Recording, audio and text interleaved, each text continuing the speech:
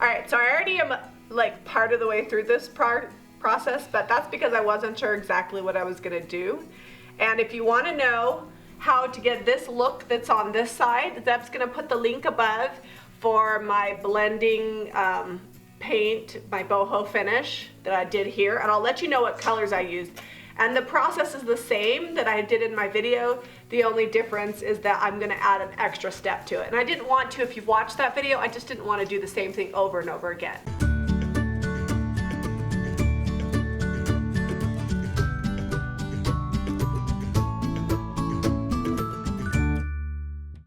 Okay, so I'm gonna tell you what I did on this side, so that way if you've already seen me do my boho finish, you don't have to watch that other video. You'll just know the colors that I used. I started off with Old School, and I painted the top, and then I used Apothecary, and I painted the bottom. Then I squirted it to blend it, and then I brushed back after I did the Apothecary to bring that color up to the top.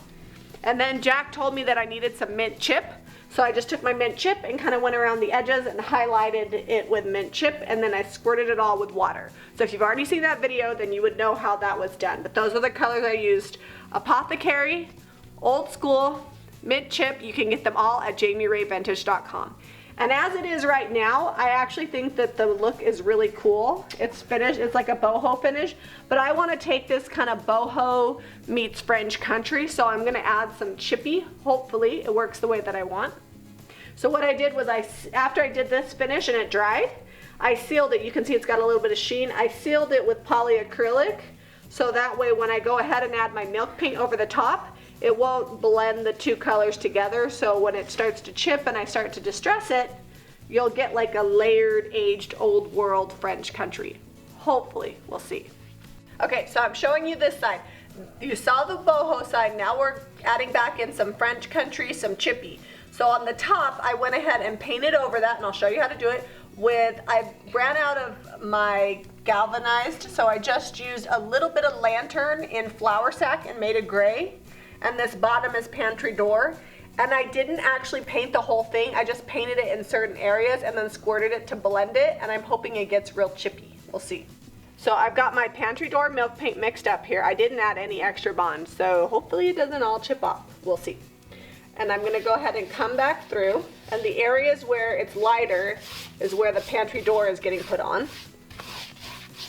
But you can see that I'm not painting the whole thing, because I still want some of my previous paint job to come through.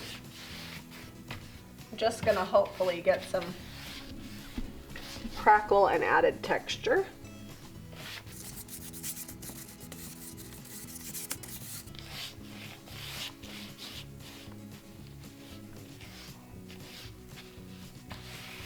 And this pantry door you can also get on my website at JamiRayVintage.com, as well as the lantern or flour sack, or you could just order galvanized. I'm just out right now, so I had to make my own gray.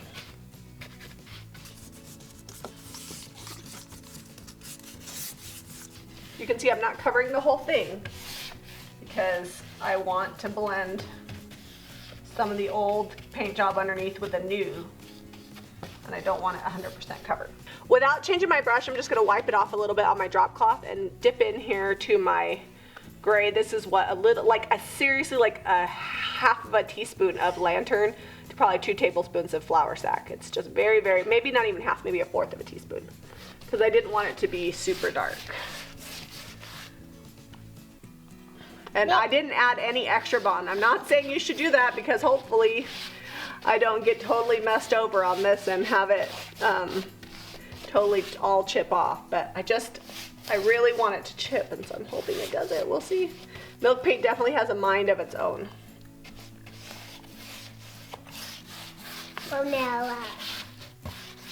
It might just get like a really cool chippy look.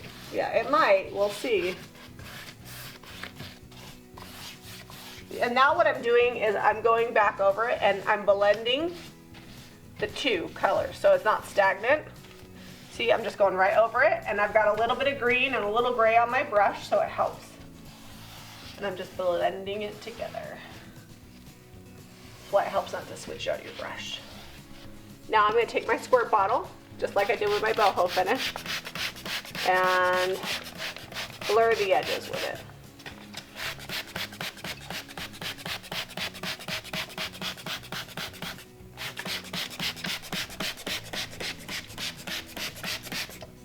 Okay. Alright, so I'm going to actually take this brush and I'm going to go across the whole top because I didn't do that earlier and lighten this edge. I already painted the top. I'm probably not going to repaint that, but I just want to blend this top here. Okay. The nice thing is that DIY paint and Sweet Pickins milk paint play nicely together. Alright, so I'm going to let that dry. I'm going to do the same thing to the sides. They're already got the boho finish, but I'm going to do the blending of the light gray in the pantry door. And then hopefully we'll see if it chips and crackles.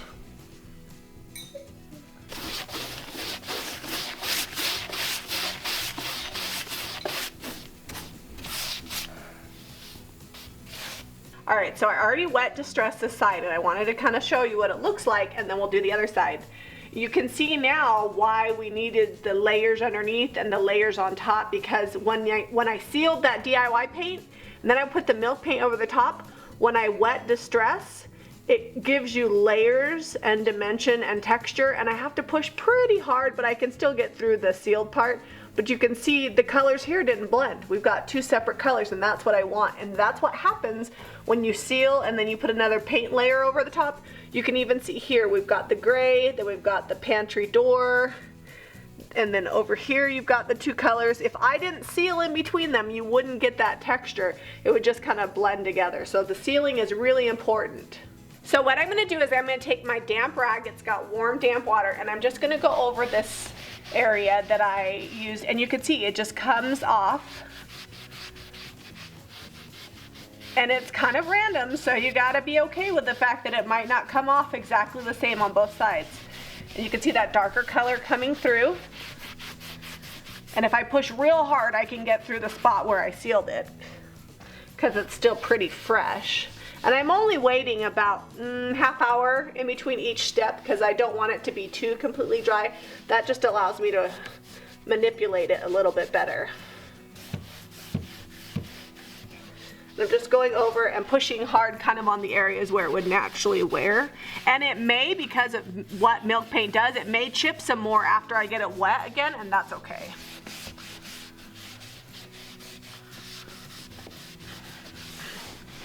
The nice thing about doing this is it also smooths out your brush strokes and gives it kind of a smoother finish.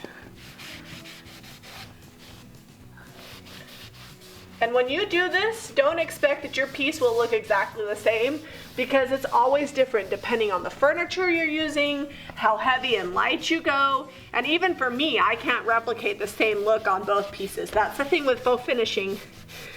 You can't get an exact look. It's definitely why I don't do this custom, because I never know exactly what it's going to turn out like. Okay. Okay, now that I've reactivated everything, I've got to let it dry, and then I will go over it with like a 220 sanding sponge just to smooth it out. And just so you know, if you do this, the milk paint may chip some more, because when you get milk paint wet, it reactivates it and starts that chipping process again. So don't be scared. It's all part of the look. So I'm using my Worcester foam brush and I'm sealing this. I'm using polyacrylic and satin. You could also seal with Big Top and that would give you a more of a matte finish.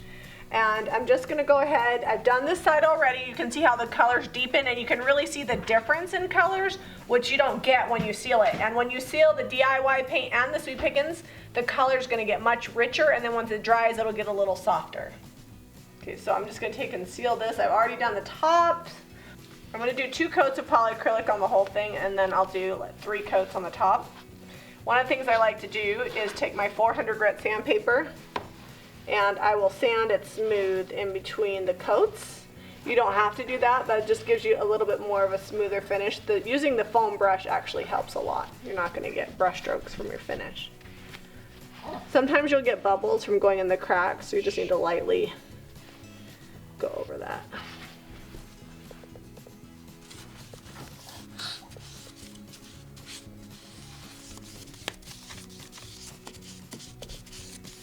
Our polyacrylic is all dry, and I've already listed it on our Facebook and our Instagram, so be sure to check out Jami Ray Vintage on those pages to see how I staged it. Be sure to give us a thumbs up, visit jamirayvintage.com for the paints that I used today, and subscribe to Jami Ray Vintage for more DIY.